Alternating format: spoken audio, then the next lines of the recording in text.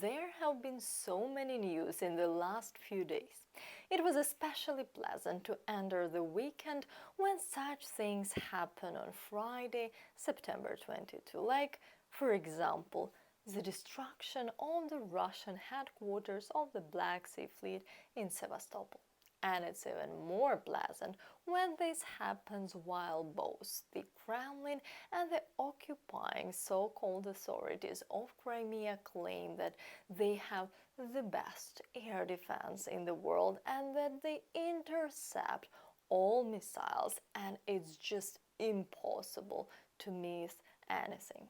Well, this time they claim to have shot down 5 missiles on approach, but in the video that I shared on my Twitter, it doesn't seem like they shot down anything at all. As a result of the Ukrainian strike on the headquarters of the Black Sea Fleet of Russia in occupied Sevastopol, at least 9 Russian servicemen were killed. Another 16 occupiers were injured, including generals. This was reported by the head of the main intelligence directorate of Ukraine, Kyrylo Budanov, in a comment to the Voice of America. Among the wounded as of that time was the commander of the group, Lieutenant General Romanchuk, and the Chief of Staff, Lieutenant General Tsekov, was unconscious. The number of ordinary servicemen who are not staff members is still being determined. These are military personnel who are on duty, guarding, and so on. They are not included in the list that I announced, Budanov noted. Romanchuk is the commander of the occupying forces in the Zaporizhia direction, received the rank of lieutenant general in 2023. And Tsekov is the commander of the 200th Separate Motorized Rifle Brigade of the coastal troops of the Northern Fleet of the Russian Navy.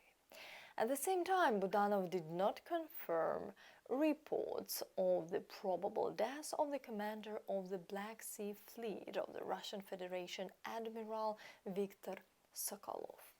There is no information about his condition in the main intelligence directorate at the moment.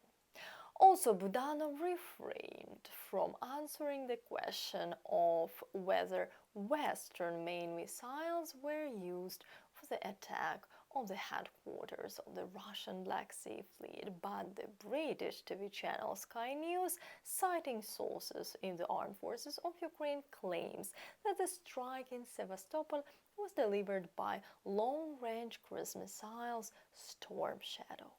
Strikes by the armed forces of Ukraine on objects in Sevastopol have become regular.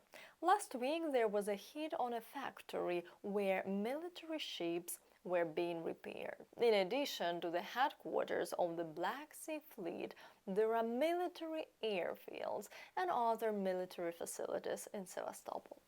On July 31, 2022, the headquarters of the Black Sea Fleet in Sevastopol was already attacked.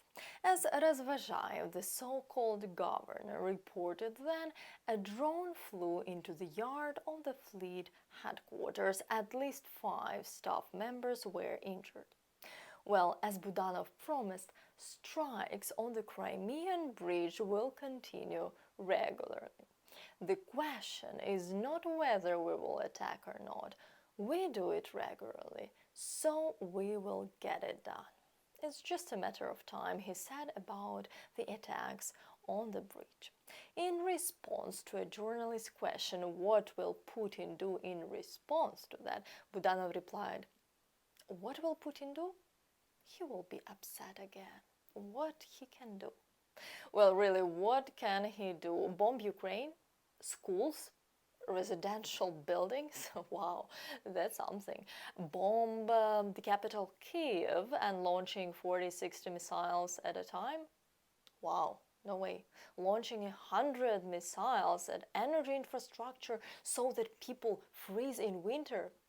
Wow, use phosphorus munitions and burn everything alive and not living in the cities near the front line.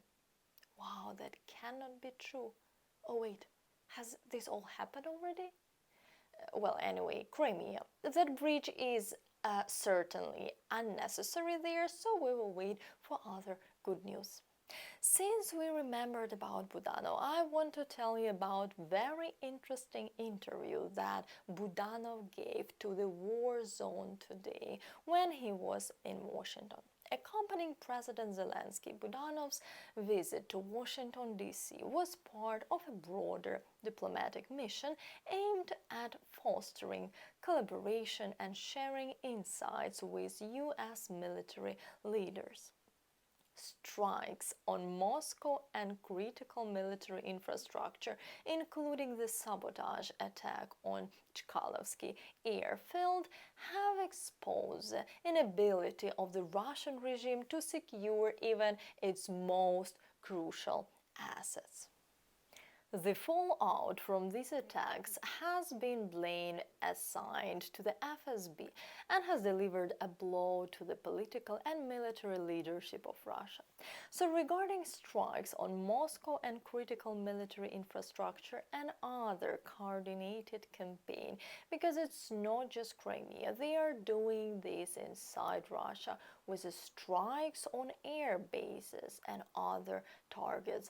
And on Moscow, Budanov replied, "They have never confirmed attacks on Moscow officially that it was them, but he shared an opinion about those strikes.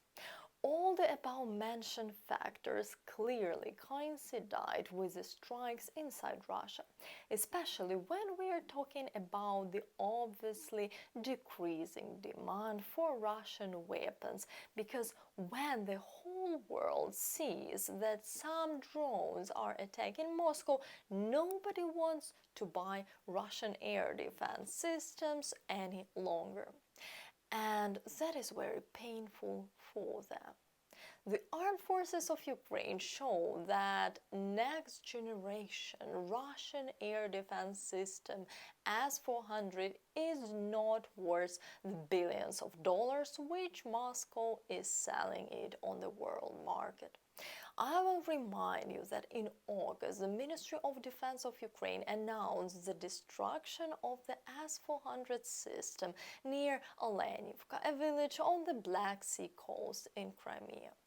It was assumed that the attack was carried out by long-range Storm Shadow missiles provided by Great Britain. The next month, it happened again during the strike on the Crimean city.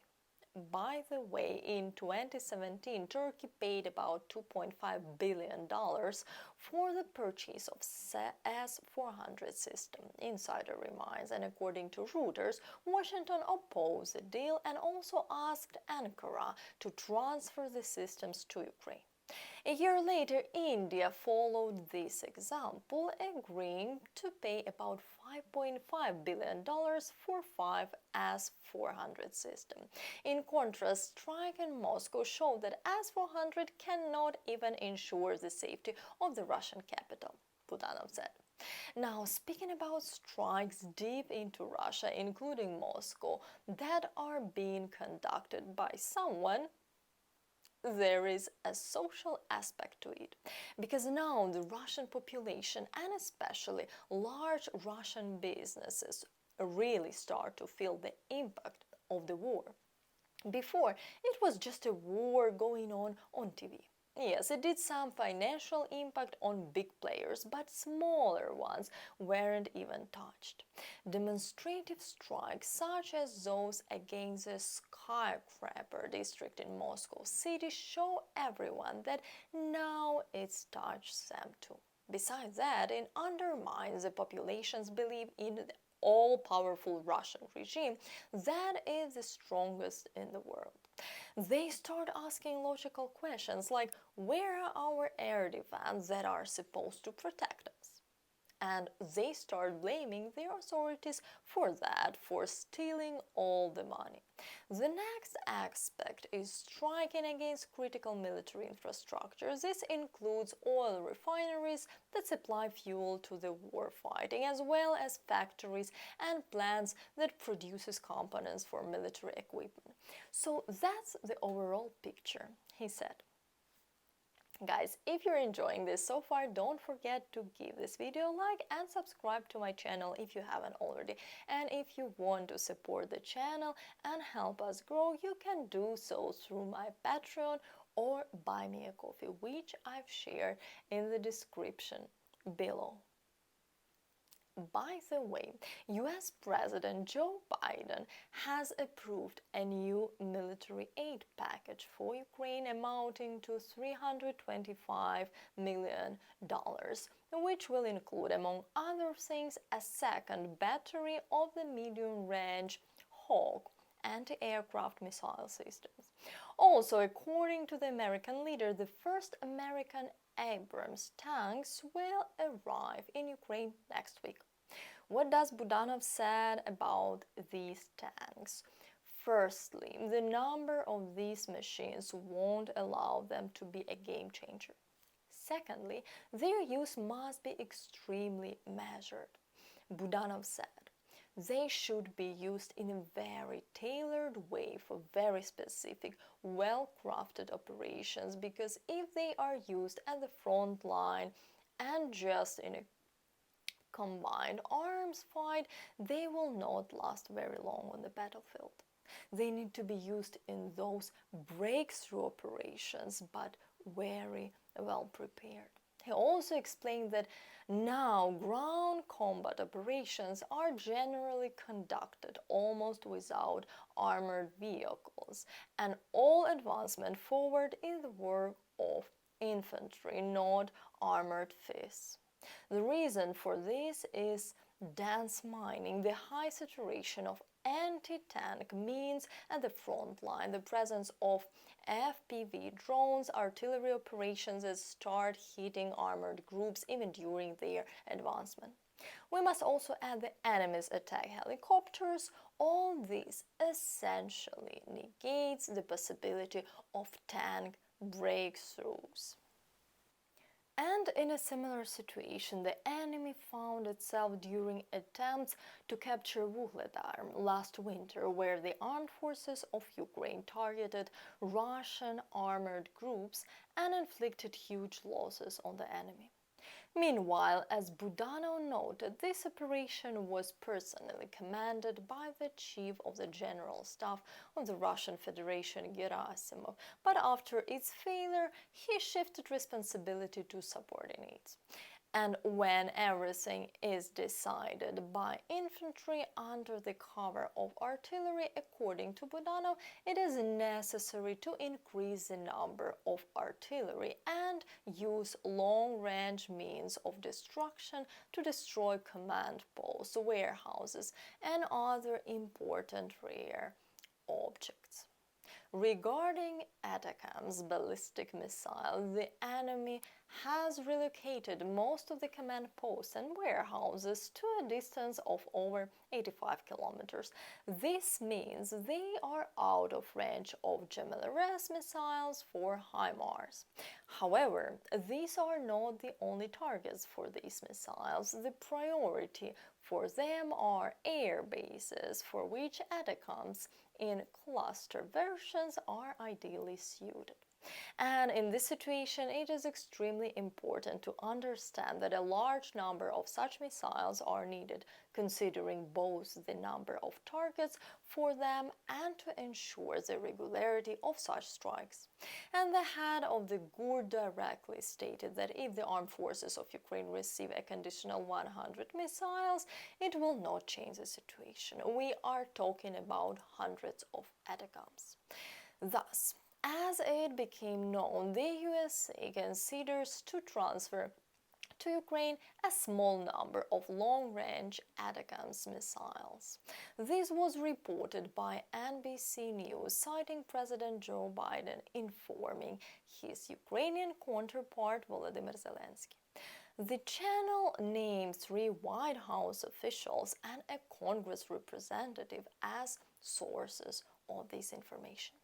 Meanwhile, the US transferring tactical ATACMS missiles to Ukraine may persuade Berlin to supply Kiev with long-range Taurus missiles, writes the Wall Street Journal. The publication recalls that Berlin has repeatedly emphasized that it prefers to follow Washington in supplying Kiev with new types of weapons. The Wall Street Journal notes that the importance of cruise missiles for Ukraine has increased since their supplies from the United Kingdom and France began to decrease.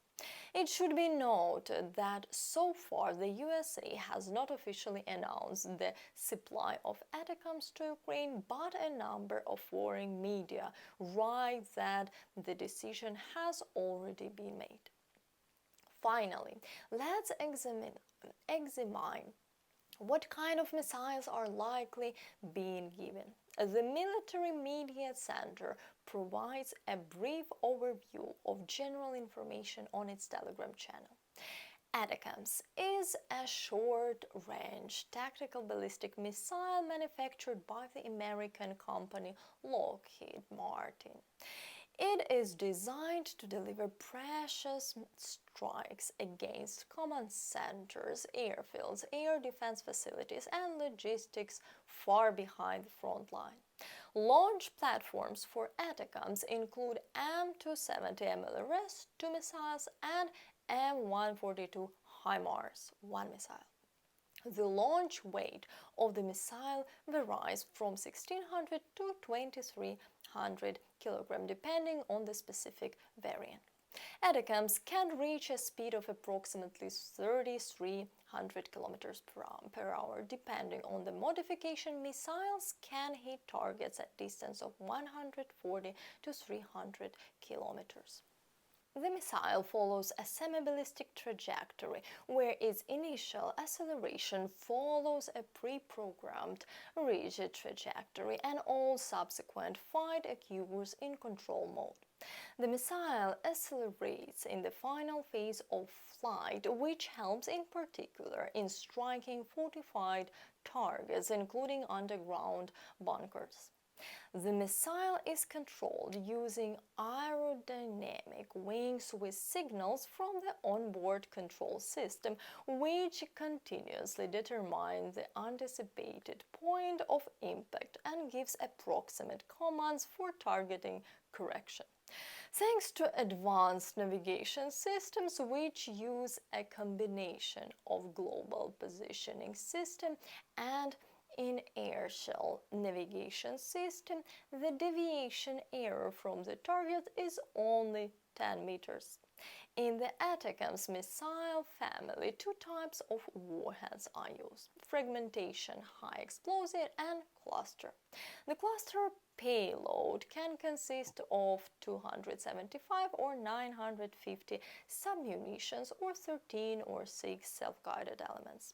The latter are designed for striking armored targets. Acquiring these munitions will significantly enhance the combat capabilities of our Ukrainian missile units. They will become a real problem for the enemy's air defense, and a substantial fleet of MLRS carriers will allow their use along the entire front. The priority targets will be Russian logistics and communication centers, missile launch sites, and unnamed aerial vehicles in the temporarily occupied territories. Okay, folks, subscribe to my Twitter, Threads, and Instagram, and see you in my next videos. Slava Ukraini!